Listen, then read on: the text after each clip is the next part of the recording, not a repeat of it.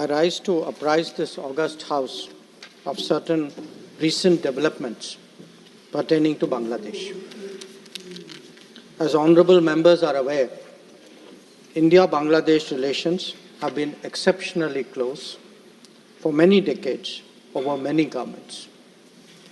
Concern about recent violence and instability there is shared across the political spectrum. Since the election in January 2024, there has been considerable tension, deep divides, and growing polarization in Bangladesh politics. This underlying foundation aggravated a student agitation that started in June this year.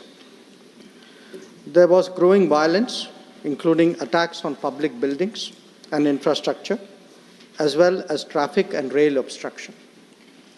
The violence continued through the month of July. Throughout this period, we repeatedly counseled restraint and urged that the situation be diffused through dialogue. Similar urgings were made to various political forces with whom we were in touch. So, despite a Supreme Court judgment on 21 July, there was no let-up in the public agitation. Various decisions and actions taken thereafter only exacerbated the situation. The agitation at this stage coalesced around a one-point agenda, that is that the Prime Minister, Sheikh Hasina, should step down. On 4th August, events took a very serious turn. Attacks on the police, including police stations and government installations, intensified even as overall levels of violence greatly escalated. Properties of individuals associated with the regime were torched across the country. What was particularly worrying was that minorities, their businesses and temples also came under attack at multiple locations. The full extent of this is still not clear.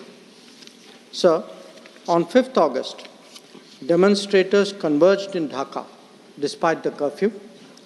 Our understanding is that after a meeting with leaders of the security establishment, Prime Minister Sheikh Hasina apparently made the decision to resign.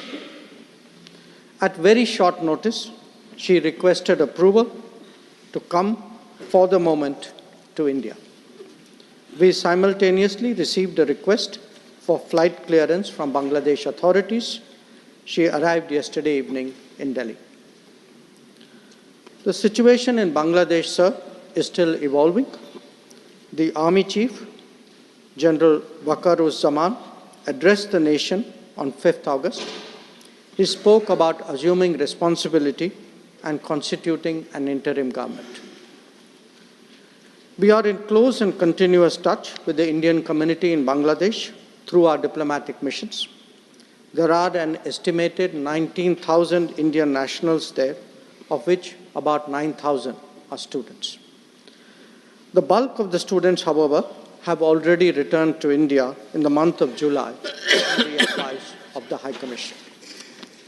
In terms of our diplomatic presence, in addition to the High Commission in Dhaka, we have Assistant High Commissions in Chittagong, Rajshahi, Khulna, and Sylhet. It is our expectation that the host government will provide the required security protection for these establishments. We look forward to their normal functioning once the situation stabilizes. Chairman, sir, we are also monitoring the situation with regard to the status of minorities. There are reports of initiatives by various groups and organizations to ensure their protection and well-being. We welcome that, but will naturally remain deeply concerned till law and order is visibly restored. Our border guarding forces have also been instructed to be exceptionally alert in view of this complex situation. In the last 24 hours, we have also been in regular touch with the authorities in Dhaka. This is the situation as of now. I seek the understanding and support of the House in regard to sensitive issues regarding an important neighbor on which there has always been strong national consensus. Thank you.